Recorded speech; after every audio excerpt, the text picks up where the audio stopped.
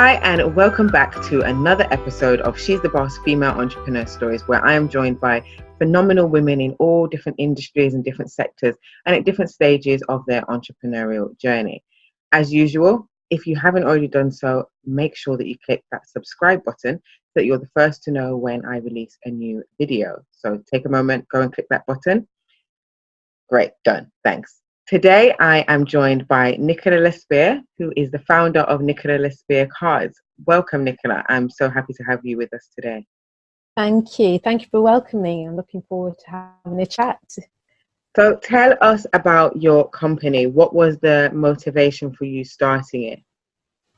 Yes, well, I'm an illustrator and I design greeting cards that are inspired by afros and beautiful, rich melanin skin tones.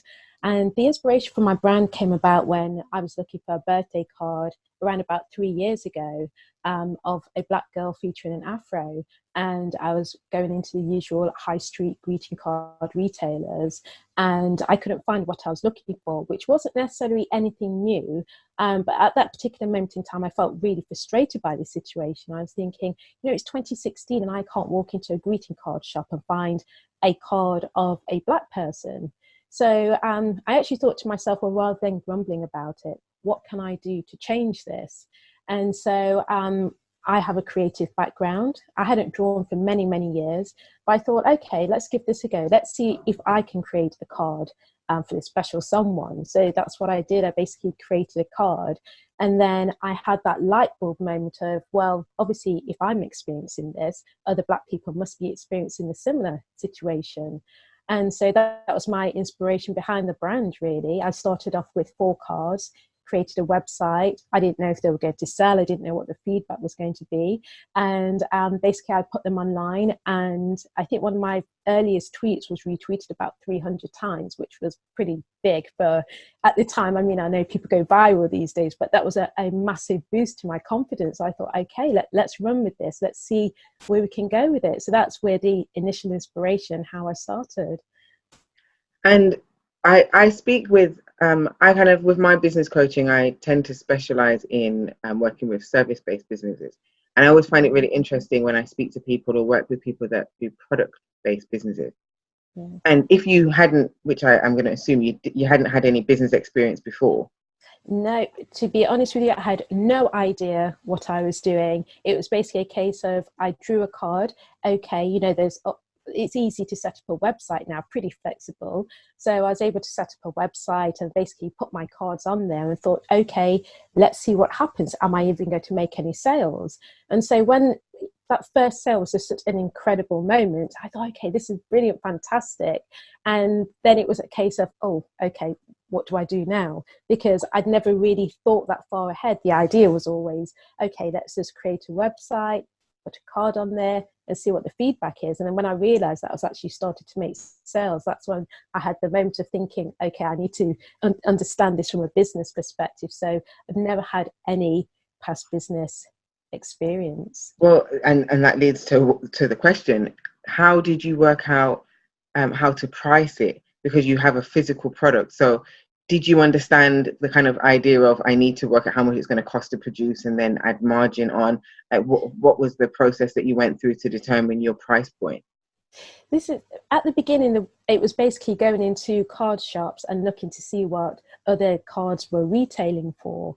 And basically that's how I set my prices, and equally looking at different suppliers as well to see how I could keep the printing costs down. Looking again, it's obviously a price difference when you're shipping products abroad as well. So understanding that pricing structure. So I think as creators, we get excited and caught up in the creative element. So I had to take a step back with that. And as you say, look at it from a business perspective and start to understand the financial side in terms of, as you say, pricing the products to ensure that at the same time I'm making some sort of profit from it as well. Mm-hmm. And in terms of kind of startup costs, did you have a lot of startup costs? Did you have to work to generate additional income? What was that process like? Because I know for a lot of people wanting to start businesses, especially product businesses, that can be the real pain point of not having the startup capital to pay for the goods in the first place. Absolutely, I understand. What I actually did is that I had some savings, and I was able to actually inject some of my savings into my business. So I've managed to keep my costs relatively low because I'm so careful financially anyway. And if I find a supplier, I'm the type of individual where I will keep searching and researching until I can find the lowest price possible, but still retaining that element, the quality element as well. So it was a case of using my own funds. I'm completely self-funded at the moment. In the future, as the business expands and begins to scale, then it may be that I may have to start looking into business loans. But at the moment, I'm self-funded, and my own cash is actually able to support my business at the moment. Well, that's great. Yes. And in the first kind of 6 months to a year, did you have any specific goals that you were striving towards, and were you able to achieve them? I think that my goals were basically to expand the selection of greeting cards. Initially, when I started, my cards were mainly focused on women. And then as my customer base began to grow, I began receiving requests. What about the men? What about boys? What about wedding cards? I thought, okay, well, that's what you'd come to expect, isn't it? You know, when you go to a greeting card retailer, you see all different occasions. So that's what I have been working on over the years, is expanding the range of cards that are available, and looking at ways to make a card even more special, in terms of, say, some of the cards that I have at the moment now feature earrings. Hmm. So it's trying to create, gifting a card into something even more special, and ensuring that people actually want to keep a greeting card as well. When I receive my birthday cards, I always want to keep them. And so it's creating that magical element of, I love this card so much, I'm always going to keep it. Hmm. What was the most exciting thing for you when embarking on this business journey? I think at the very beginning, it was the fact that I was able to sell a product. I don't have any business experience. I'd shared the idea with a couple of close friends, but really, you don't know if anyone's going to want to purchase your product until you put it online, you make it live, it's out there in the world, and you kind of, you sit there with bated breath thinking, is this going to work or isn't it going to work? So it was truly a magical experience when I'm thinking, wow, something that I've created, someone's actually bought it, somebody liked it enough to think, I want that. So I think that that's an incredible moment, and it gives you that confidence to think that, yes, actually, I'm going to run with this and see how far I can take it. Yeah, no, it must have been very exciting, especially from the moment of being in the store, not being able to find the card, to then actually here I am selling my own cards. That must have been a real journey for you. Absolutely, it's brilliant. And also the feedback that you receive online or in person.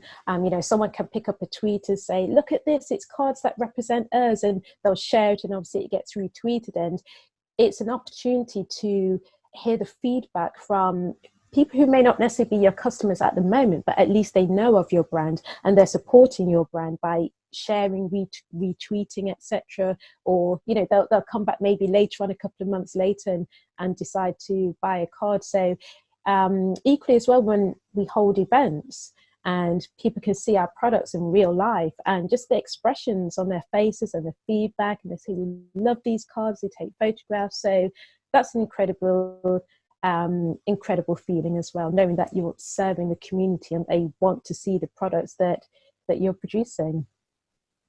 What would you say is the greatest lesson that you learned in the first 12 months? Because the 12 months is normally the hardest. What would you say was the greatest lesson that you learned? I think the greatest lesson would be patience. I think it's really trying to balance, trying to push your business forward without burning yourself out, and without expecting immediate results as well, because you have in your mind your goals, your visions, where you want to be. And I think that for a lot of business founders, you always have this kind of sense of, I'm not moving fast enough, it isn't going in the direction, and you always want to move faster and faster. So I think definitely patience. And when I remember to be patient, it enables me to take a breather and think, okay, we're still moving forward. Forward is forward. So I think that that was one of the biggest things I learned in the first 12 months. You can't do everything right there and then at that moment in time. It simply doesn't work like that. Sometimes things go wrong. takes you a few steps backwards. And I think having patience supports that element of perseverance in you. Mm-hmm.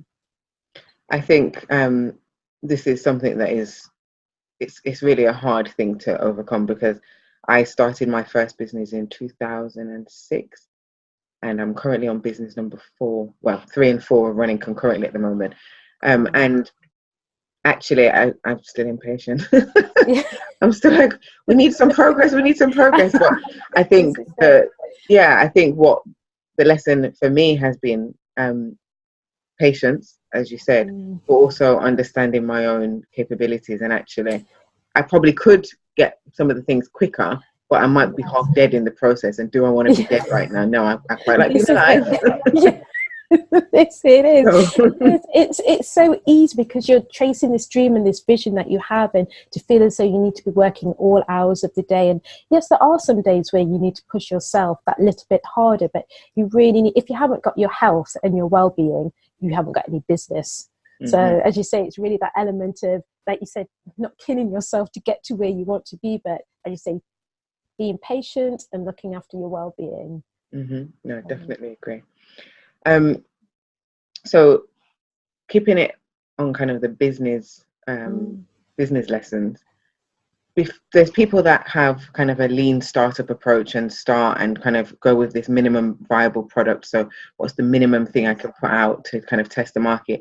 Did you take that approach, or did you just go all in and this is the proper business that we're running with it and we're going with it? Did you do much market research with your kind of target customer group, or did you just like dive all the way in straight away? This is it. I did zero research. I had no clue what I was doing. I actually honestly, I had no idea what I was doing. I read a book at the time called Be a Free Range Human. And basically it kind of takes you back to what you used to enjoy doing as a child, you know, when you're looking for purpose or fulfillment. And I remembered that I used to enjoy drawing. And so that's how I started drawing again.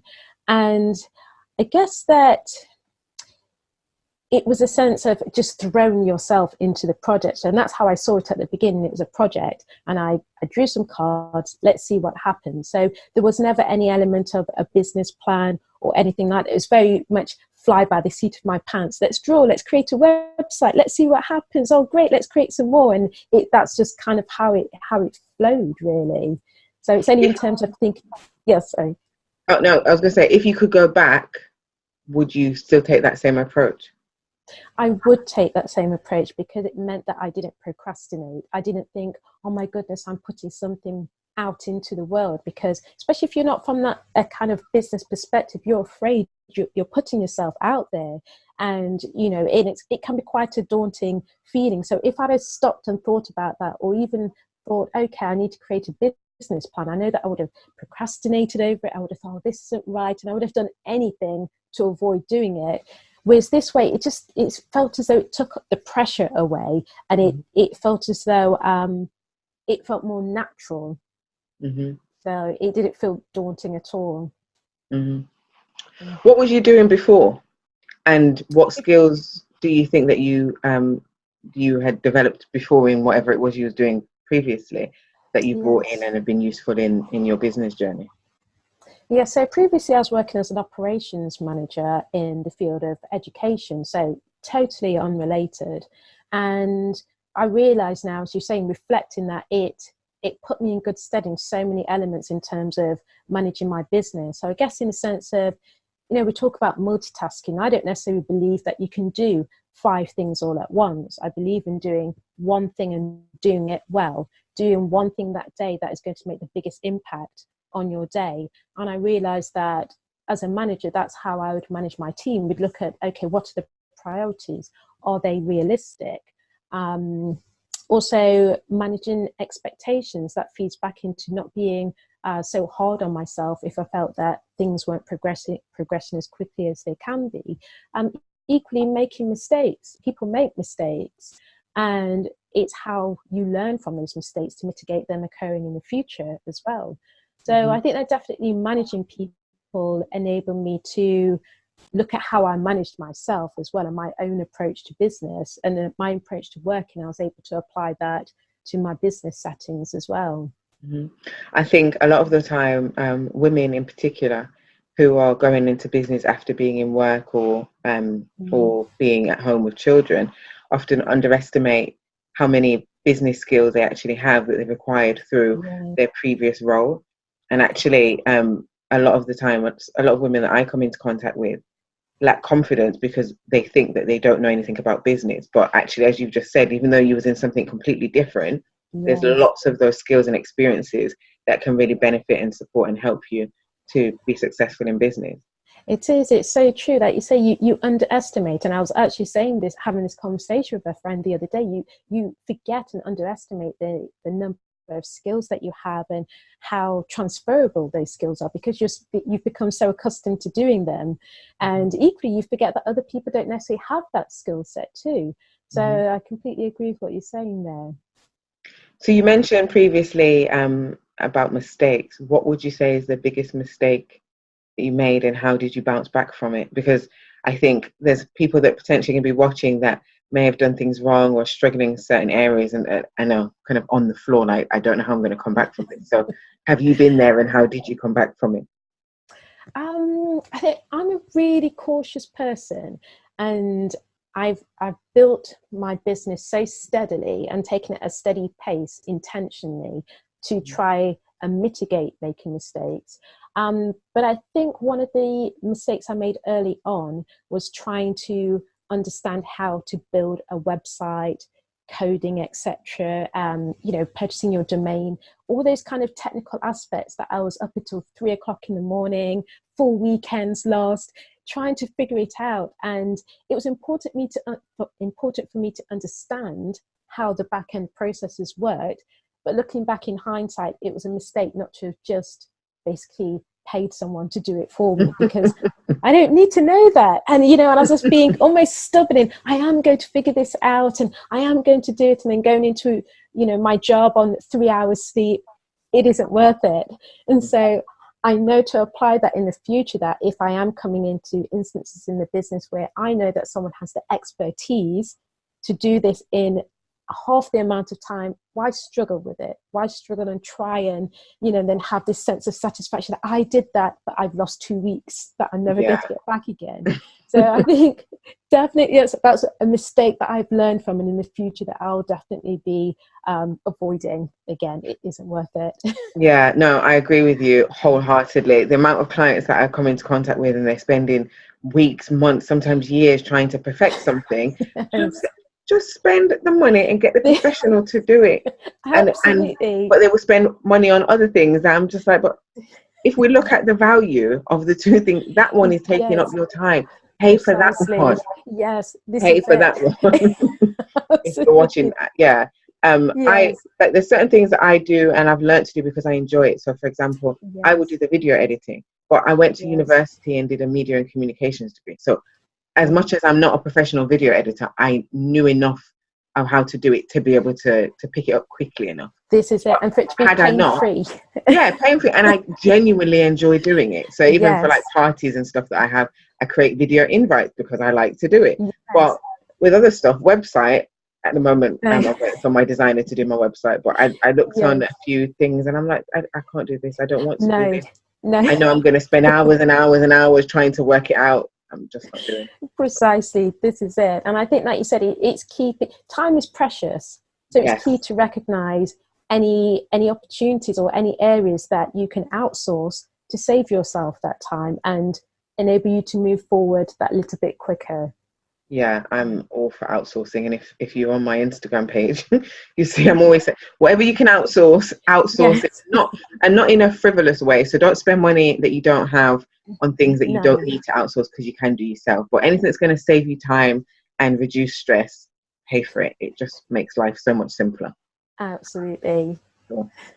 How do you, so speaking of time, how do you balance? How do you make time for self? Do you have a kind of self-care routine or regimen? How do you make time for Nicola?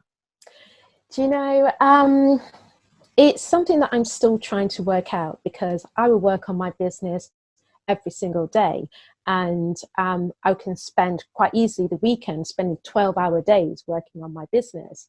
And I don't necessarily feel exhausted by it, and I don't equally endorse working in that way, but that's my natural rhythm of working, is that I will work for long periods of time.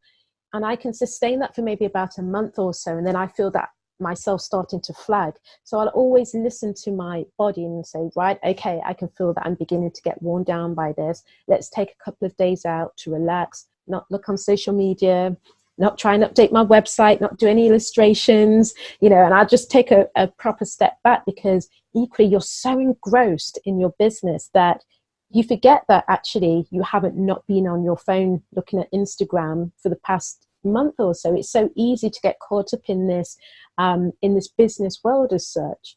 So at least every quarter I will have a staycation, put myself into a hotel, have a little bit of R&R, and I really look forward to those periods of time. So that's how I manage my well-being, is thinking, oh, right, well, in 2 weeks' time, I know I'll be going to such hotel to relax and pamper. And it's important to schedule in that me time, when it might be every weekend, it may be once a week, it may be every 2 weeks, but so long as it's in your schedule and you stick to it, then that's how I found that I'm able to manage my own personal well-being. Mm-hmm. And speaking of scheduling, how do you manage your day-to-day time? Do you have, this is something that I think with the last few interviews I've been asking, because we've had a difference of opinion in some respects. I'm very much somebody that likes to write goals, action plans, to-do lists. So I have a goal list for the year, I've got an action plan for every month, I've got a to-do list for every week, and then I have a to-do list for each day. I'm very anal with it. I do an hour by hour. But from 9 till 10, I'm doing this. From 10 till 11:30, I'm doing this. Yes. Are you as anal as me, or are you more, let's just see how it goes and we'll work it out?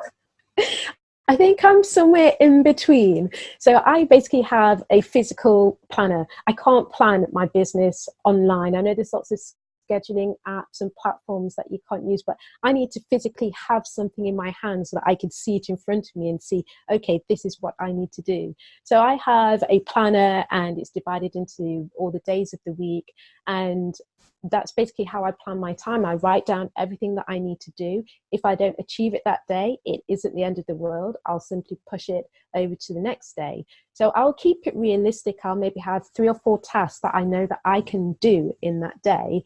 And that's how I work. If it's something that I need to do in 6 months' time, then I flick forward to 6 months' time and ensure that I pencil that in to do that. So that's how I plan. I don't necessarily have huge milestones every quarter that I need to reach as such. So a lot of it is just, it's pacing it really. So long as there's some form of plan and some sort of goal so that I know the direction that I'm going in, then that's how I like to plan and schedule my time in my business. Mm-hmm. Going to customer satisfaction feedback, how do you have a system in place for kind of hearing, because you mentioned earlier that your customers started saying, what about the men?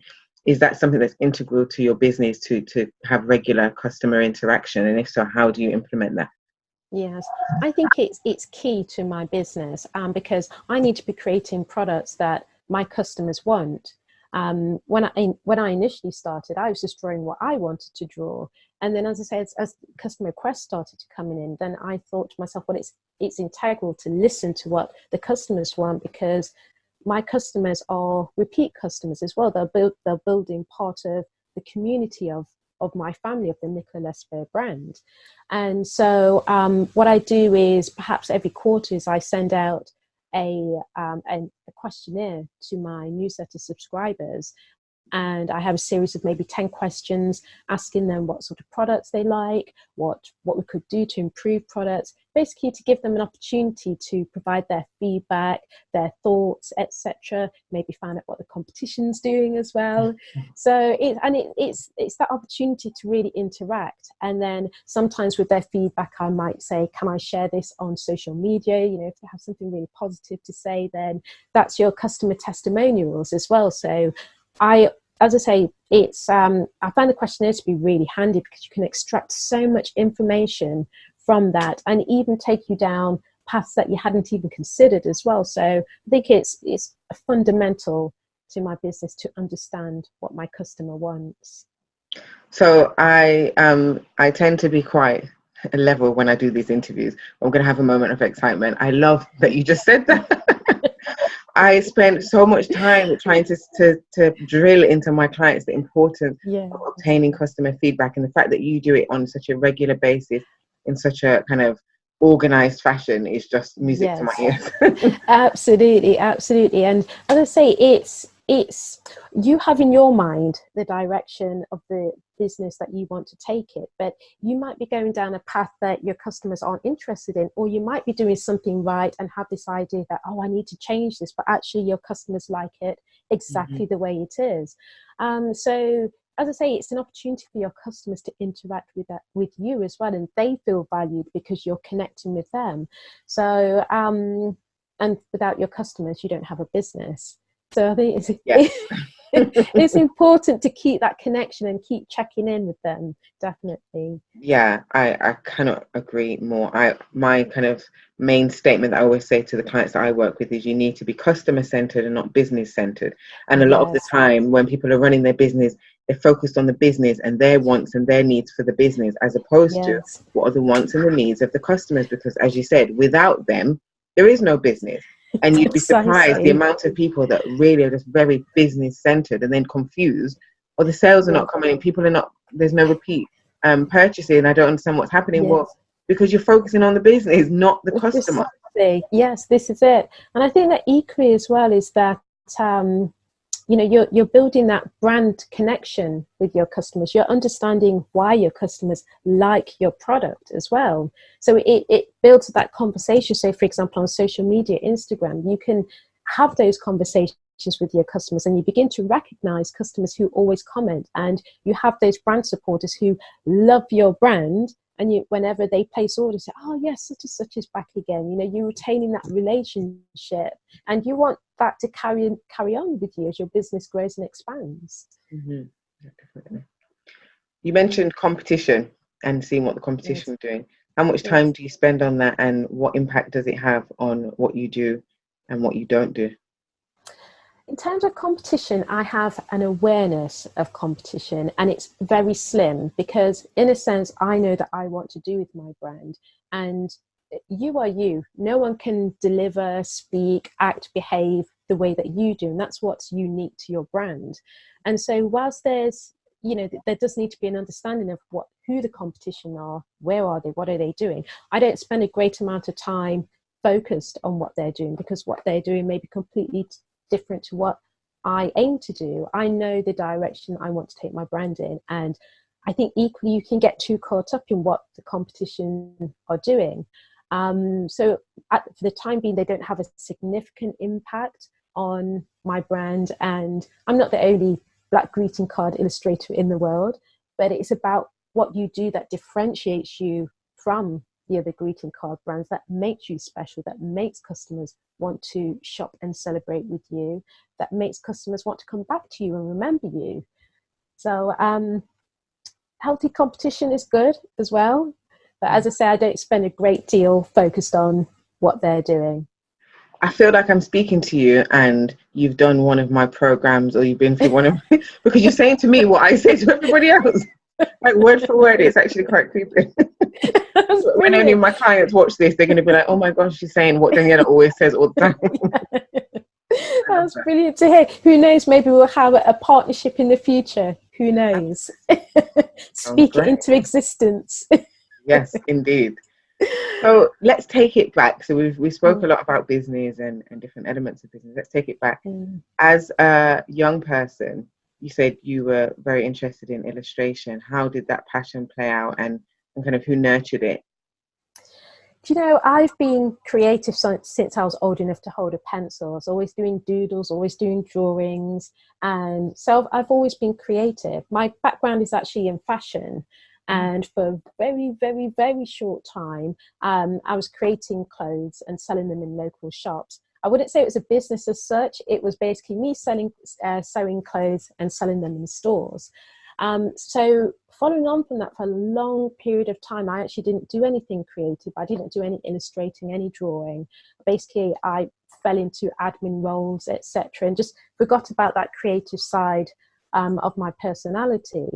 And then, as I say, this is why it's so exciting now that I can use that side of my creativity and do something with it.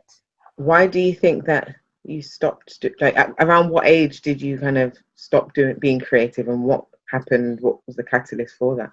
I think definitely around the age of 20, and I would say that life happened, bills happened, reality kind of struck me as well in that, okay, well, right now I can't find a fashion job, so I need to find a job.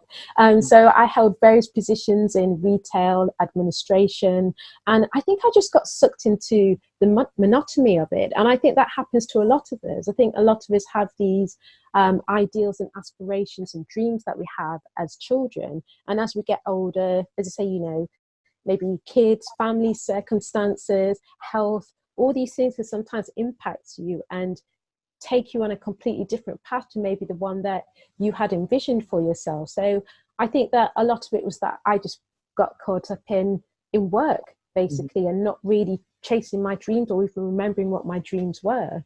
So as I say, I think that basically life happened in a shape that I didn't control to a degree. So it must be a beautiful, as you said, you've already said it, but it must be beautiful then to now everything's come full circle and you're back to doing what you love.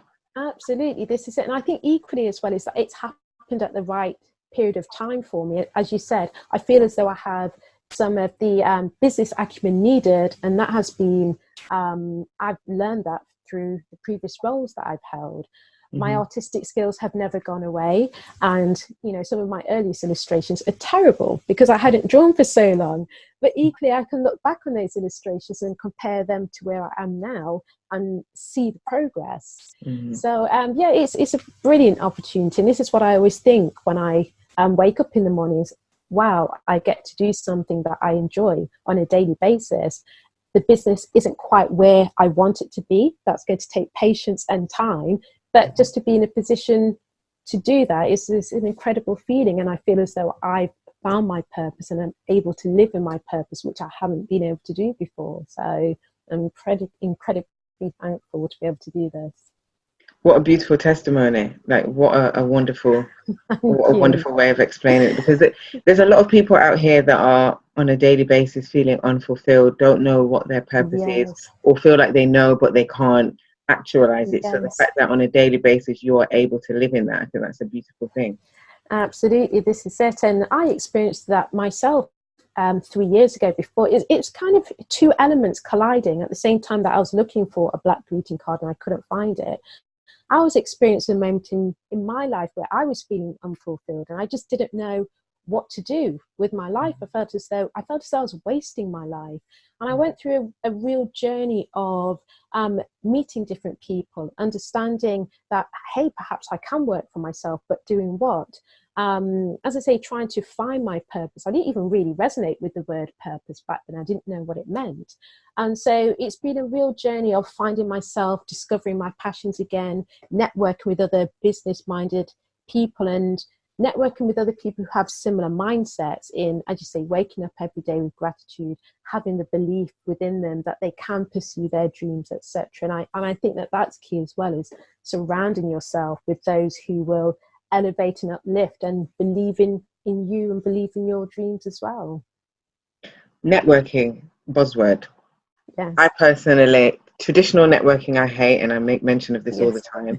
I prefer to meet somebody one-on-one, to go. I always say go for coffee, but I don't drink coffee.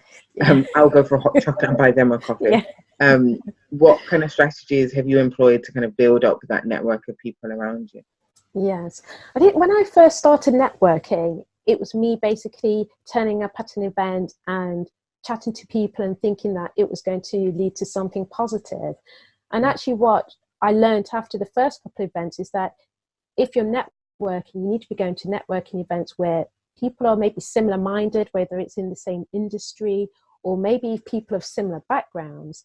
So when I first started networking, a lot of them were backgrounds where it's mostly white males who had absolutely no affinity whatsoever to black greeting cards. So then I realized, oh, actually, it was new to me. Let's go to networking events where there's more black women who are going to resonate with the products that I'm making and selling.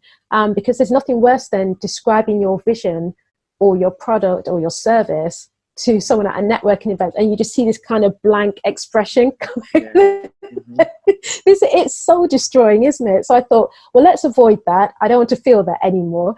And so I think that's definitely key, is finding your circle. So definitely attending networking events. Also on social media is commenting, interacting with other businesses, other companies. So I'm always fascinated to see what other Black businesses are out there. I also have a newsletter that supports Black businesses. So it's called Black Brands Are Us. And each month, we feature different Black businesses. And that's been an incredible way to network and meet up with other Black business owners as well. And I think also adding value to others is a great opportunity for connecting with other business owners or with other customers. And I've had some fantastic opportunities that have come my way simply because other people have maybe seen a competition or an opportunity or sponsorship opportunity, and they've said, hey, Nicola, I saw this. Is this of interest to you? And so I think that if you're adding value to others as well, that opens doors rather than thinking, what can they do for me? What can you do for them? And I think that's definitely been invaluable. Fab. So 3 pieces of advice, my favorite part of the interview, 3 pieces of advice you'd give to a woman that may be in work and has an idea for a business, probably feeling unfulfilled. What advice would you give to that woman? I would say, where possible, have some sort of funds behind you. It doesn't necessarily need to be a great deal, but services, products, setup will cost more than what you initially think it will be. So, you don't want to be in a situation where you start something and you have to stop because you ran out of finances. So I think definitely if you have some funds behind you, I had some savings and I was able to utilize them. You will make mistakes. You are going to waste money. And so I'd say just trying to be as savvy as possible financially. Secondly is do your industry research. Depending on your service or product, there may be a few people doing what you're doing. There may be 100 people doing what you're doing.